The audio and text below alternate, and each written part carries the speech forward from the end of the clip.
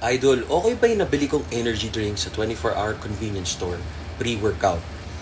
Ang pre-workout may non-stim, meaning walang caffeine, tapos may stimulant, yung may caffeine.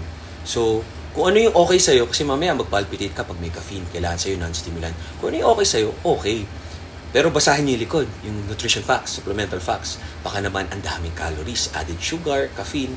Kung wala kang problema sa caffeine, sa stimulants, okay yung caffeine, okay yung may creatine, tas okay yung may citrulline.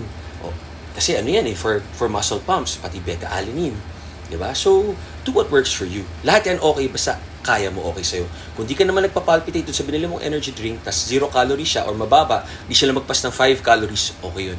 Once na yung energy drink mo, lumagpas ng 5 calories, pag-isipan mo ng maigi. Parang ang whey protein mo, pag lumagpas ng 4 grams, yung isang scoop ng protein, ako, hindi magandang quality yun. Well, personal opinion ko yun. Tama kayo, mali ako, I'm not your doctor. Do what works for you.